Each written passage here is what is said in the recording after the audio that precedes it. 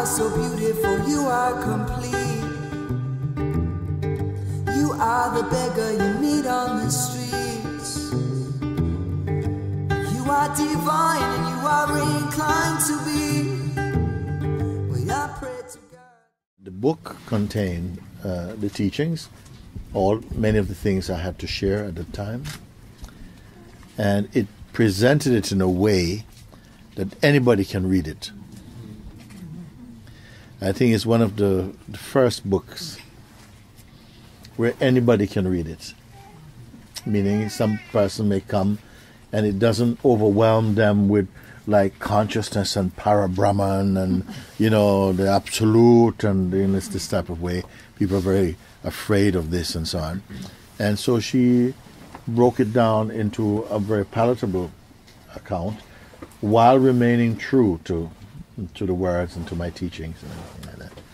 And so for this reason I feel it was very, very useful because it's widely accessible now, but it still is very faithful to the truth of what is shared. No? So it is good for everybody, including people who are here also now. Somebody came and said, actually it was expressed so well in here that it helped me to understand something that I was not quite getting, So I feel for this reason it is good, and the book I think had to be shrunk down a bit to be the size that it is now. So I feel this is a book also you would be able to give to your parents or to your to your children or friends who may be a little bit scared of cults or something. Wow, what do you get yourself into? And you can start to read and think, I can relate to that, and like this. You have to thank these ones here. Sumantra, Zenji, Gayatri. Who else is there? It's Joel and Abe. Joel is in the United States right now. And Abe was the first one. In a very short time, he represented the book with all the things we said. He had corrected so much. I think he's brilliant. Abe Gutterman, brilliant in that way. So I was very, very impressed. And we looked and we said, no, there's still things to change. And then for a while, we shelved it. We said, no, we had other things we want to focus on. And then somehow, at some point, I said, I like this book. And I would like to see it continue to, unfold. And so we opened up some dialogue again. And then this publishing company, Sounds True from the United States, they were interested in making a book with us. And then they chose this one. And so we started to work. And so this is the outcome of that liaison, this coming together of, Mantesahaja team, and with Joelle. Joelle is from the United States, and she happened to be attending satsangs anyway. She came here twice now for retreats with me, and it turned out that she was someone. She freelance. Yeah. And she was somehow. She was approached by. She was approached by Sounds True to look to work with this book, and so she got into it and somehow changed the way in which it was ordered and so on, and said, okay, she worked with it. She came to Satsang. She was very much in Satsang, so I trusted that voice. Any true book that explores into truth is not always going to make sense. There's some place where it will depart from making sense, and it will start to act directly upon the heart in ways that you will not be able to understand. Just somehow you're brought to a new dimension of understanding, but you won't know how. The truth works like that. It doesn't have to be always palatable to the mind. Sometimes some people, they don't understand. As you know, some people come to satsang, they don't speak English. Animals also, they come to satsang, they're not understanding any English. They're Portuguese. But they are responding to the energy of satsang. So there are other expressions of language which are not verbal or oral tradition. It is to do with the synchronicity of the heart, the vibration of the consciousness, and that the beings feel in synchronicity, and they just feel to be there. And in just being there, and I've had many stories like that, where people come to satsang, they don't understand anything, but they stayed, they even fall asleep, they wake up changed. Something has happened, and they start to feel, oh, you know, I really like this place, I really like how I feel here, you know. So this is something that is good. So I feel that I hope it really gets into the hand of those who it works like that anyway, who really can find something. And what is good about it, it always brings your attention back to the self. Any book that can do that, it keeps bringing your attention back to the self. It doesn't end in the person. It doesn't speak to you. It may start to you think you're being spoken to like a person, but you end up just kind of in the space of emptiness. And that would be good. We found that when we were editing, sometimes some of the feedback of the people reading it as we were editing was that it doesn't, maybe this doesn't follow this logically, and maybe that should be there. But then that also was relevant to where it was, because the way that you speak and point, it's not a straight linear line. It's not A, B, C all the way through. And so it was a beautiful challenge to arrange the material in topics, because it doesn't necessarily always lend itself to that. Like inquiry is all the way through the book. Yes. Even in the relationship chapter. Like relationships do need to inquire. You know what I have to say? Vast and sky greater than space. I mean, it still gets you thinking, you know, what are they talking about? I don't know what they're talking about. Let me see.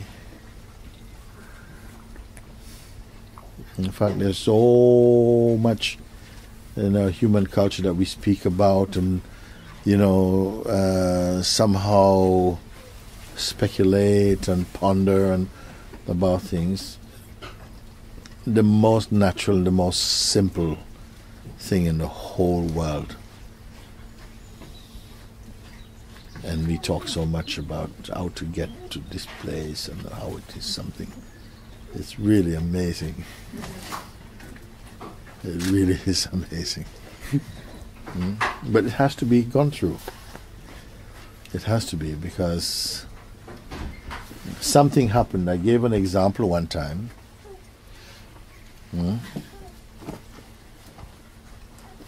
You cannot forget who you are.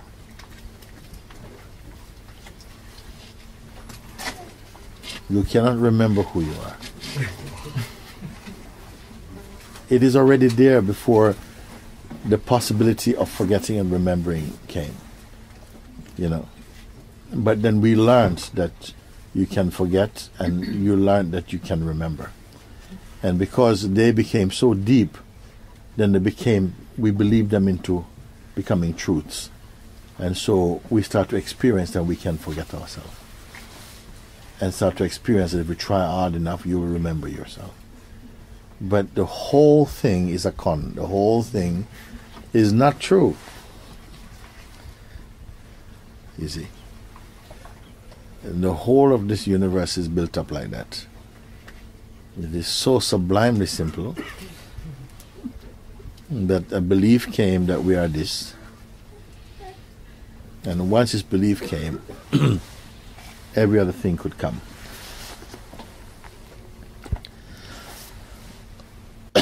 Then awakening to what we are, you know, it's still in the dream.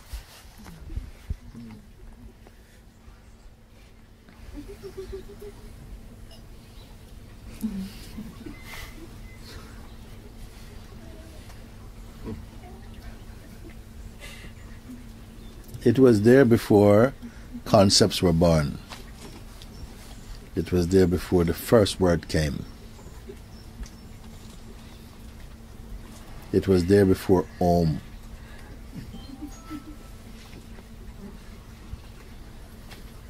It never changed.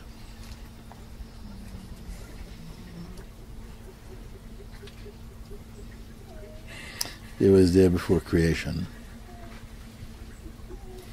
It was there before creation and dissolution. And the act of creation did not affect it one iota.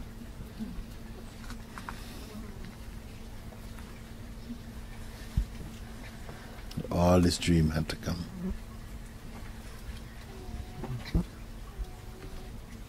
And if there's a dream, there has to be a dreamer also.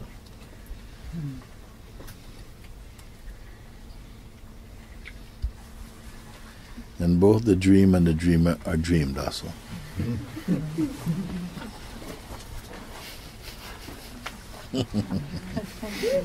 I noticed that whenever I spoke about relationships, even people were snoring before. So I said, it's a very hot subject, so let's try and talk about it. So many people came and it was very funny. Because it's true, Babaji, that when people come to you new, fresh, they inevitably ask these questions, no? What will happen to my relationship? Will I still be able to work? What about my children? Like, these questions come up when people are new. I feel that this book will answer some of those. They feel that somehow spirituality is making a huge sacrifice. It's like turning your back on the world, you know, in some kind of way. And I said, but no. It cannot be like this. If you think about it, work it out too much in your mind, it might feel like that. But it puts you in the best possible position to flow in life in every or so many different ways, without planning or preparing so much for each expression. It just, everything is so automatic. Whatever you're doing, everything becomes so much more so much more easy. Haven't you found like that? Yes. It becomes much more easy. Everything is much easier. Then you're not worried. Nothing like it. Nothing like the true spirit. Nothing at all.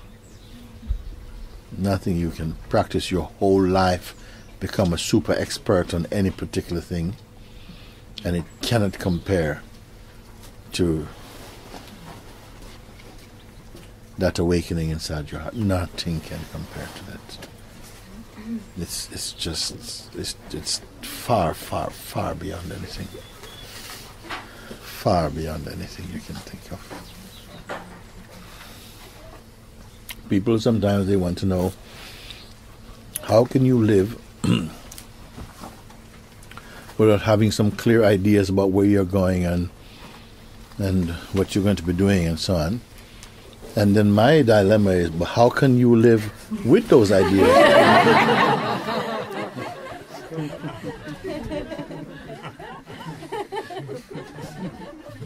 So we have some major misunderstanding.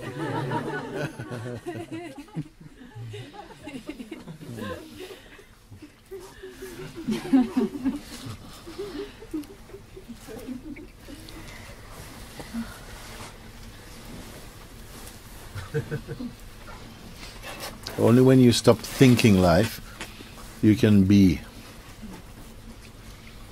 You can be in the being. Otherwise, your thinking about life compels you into personhood. Because only the person is concerned and worried about it. If I don't do this, this may not happen, and if I'm late, then maybe I'll miss. This is person.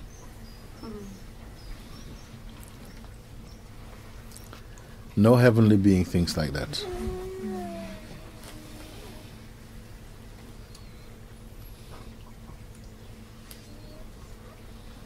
But we have such strong concept that there is something, there is a virtue to be thinking like that, and to to be strategizing. It appears like some kind of virtue.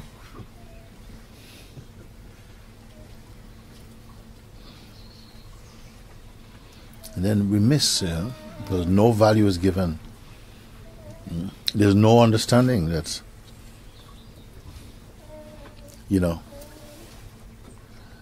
life doesn't have to be the outcome of your mind's projections.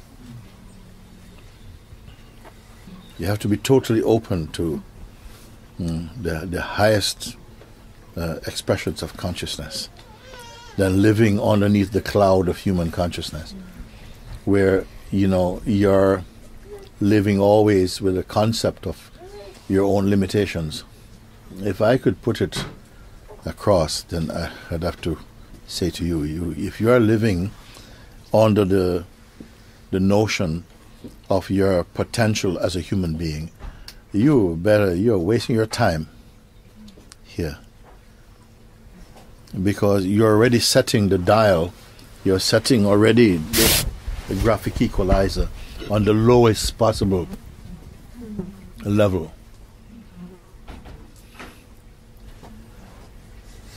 You have to be open to the world of impossibilities. You can't be thinking of what's possible. What's possible and impossible is drowning the human mind, immersing it into just, what I'd call mediocrity. You never can produce anything magnificent. If it's magnificent, it's within the human paradigm already. Then you're only functioning within the body-mind conditioning. You're not acknowledging your divine origin. Not open to it.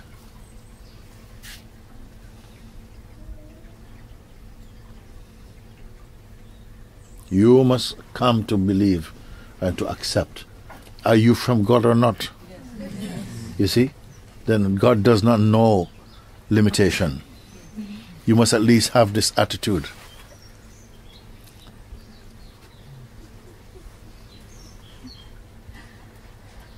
And you have to be told to have this attitude, because if you're not told, you automatically go into live underneath the cloud of conditioning, which tells you what is possible for you, what's not possible for you.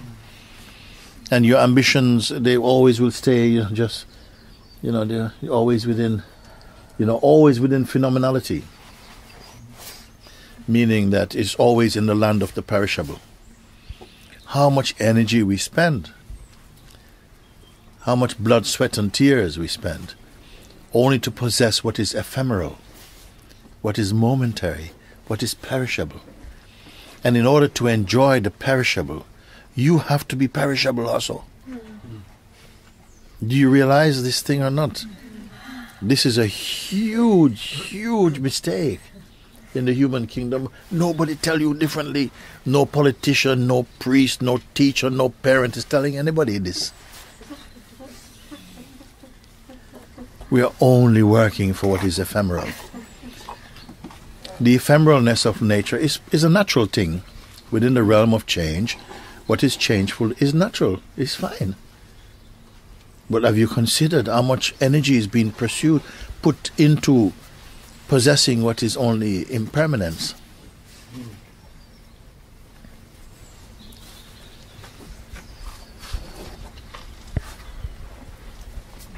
When someone is searching for the truth of who they are, when you're searching for the truth of who you are, you're discovering the timeless. Time cannot hold you, because time is saying, look, I am time. I eat everything that you see. Whatever is the product of your mind and your senses, I eat them, I take them. God give them to me. What will become of you? The best, some archaeologists in 2,000 years find your teeth somewhere. With some toothpick and toothbrush. They say, this one, there was a woman between 25 and 38.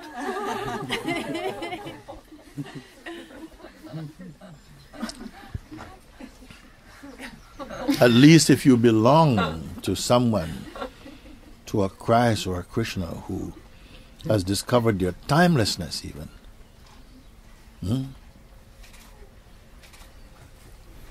Then at least when the world remembers them, you are embodied in them.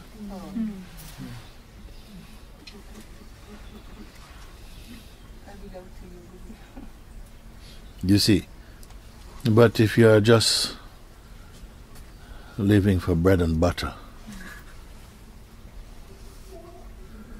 of course you are still eternal in your...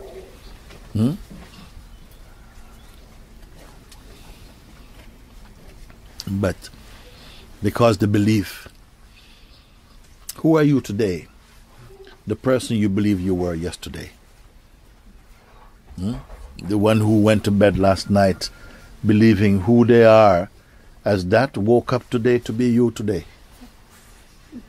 You are continuing in a tradition of limitation.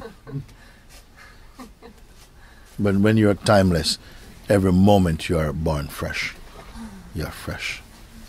In fact, not born, unborn.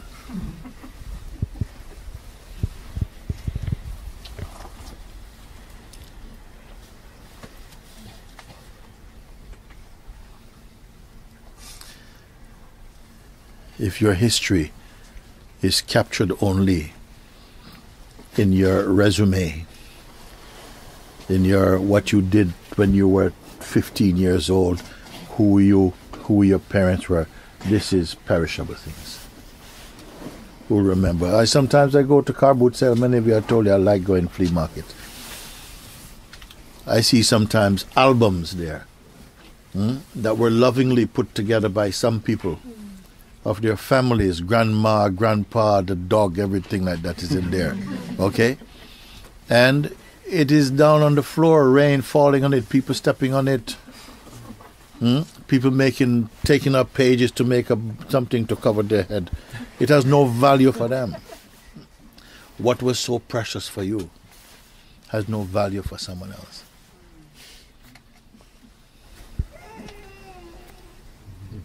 Grandma's teapot fall on the ground. Hey, don't worry about it, mate.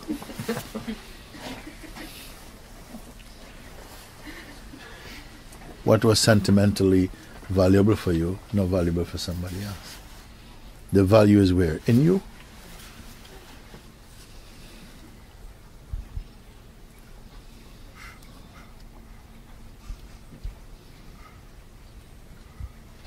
Somebody got one teacup from their grandmother. Grandmother grew up with this teacup from she was even a child, and everything this teacup. And this person goes, keep this thing, going to value it. They saw a collection of the same teacups. Somebody have the same teacup. So, oh my God, there are other teacups like this. The person says, yes, what you've got there? I say, I've got one as well like this. These are my grandmother's. Very valuable. Oh, let's have a look. You're comparing it. Somebody sneezed. You forgot which one was your grandmother. There's not a 7. Look identical to grandmother one.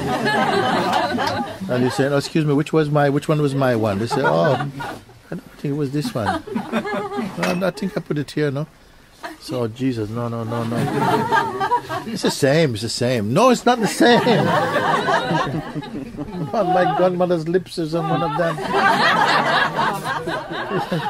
Oh my God, what have you done? Please, let me look. Can't make a difference. What happened? Suffering come.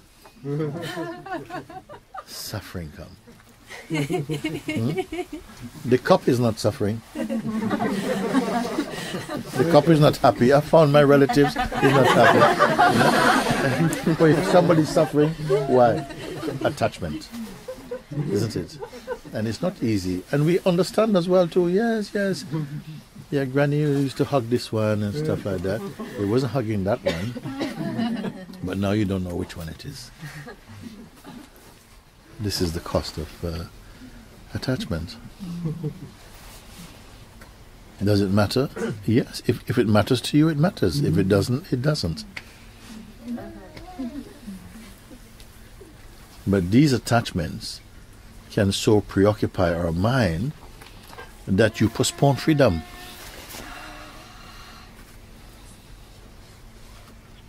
For teacup. Not joking. For teacup, you postpone freedom. Then you start to blame God. How could God let it happen? Just like these things. So your resolve has to be so pure. You have to know what belongs to phenomenality and what is timeless and pure.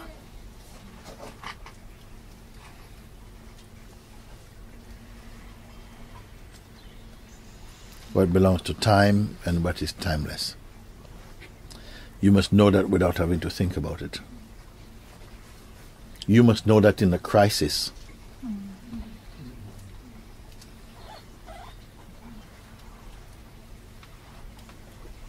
And release yourself immediately from it. That's how you must know it. And we have to contemplate it over and over again, because sometimes you falsely think, on the day I'll be radiant. On that day I'm so good at what I've known now. But on that day you may find that you are all over the place. If you have learned something and it's only retained mentally, it will not stay with you. In a moment of crisis, it will collapse. It will not be there. Only that which you have made your own, that will not leave you.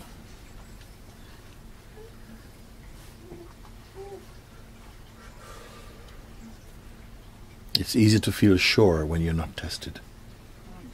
In a moment of test, you will see, where things are. Sometimes you may hear something, and also from myself you forget it. Then you're trying to remember, what did he say? I've forgotten it. What to do? Go to the self. Forget about it in the self. Just be the self. And you don't have to worry to try and find what I say. Because whatever I say, if it is truth, it's in the self. Just be the self. We all understand that, no? Yes. Just be the self.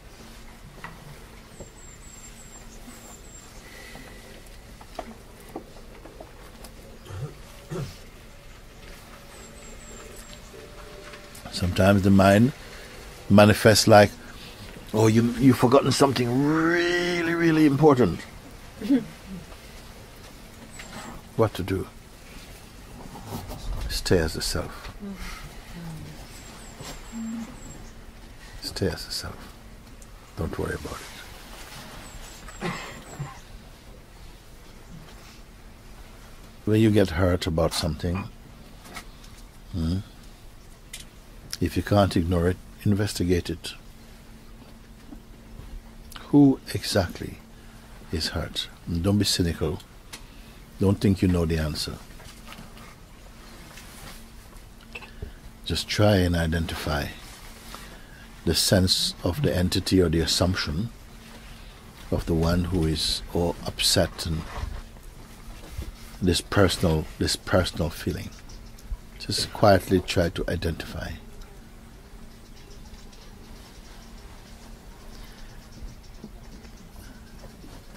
And you will come to see not the one who is upset, but the one who is observing all of it. That this one is not trapped in the bubble of any scenario. You may find nobody's upset, but there's some upsetness going on. And that upsetness can be okay. It's okay that upsetness can happen, but don't copyright it. Oh yeah, but me. Or sometimes there's a place to be upset, a place for a bit of sadness. Don't make it so personal. We look for who is the person, who is the one who is so, who wants to make a story, who wants to keep the evidence, who has got dates and times planned. Look for this one. And your looking will disprove its reality. Like that. So. Okay. Thank you. You are so beautiful, you are complete. You are the beggar you meet on the streets.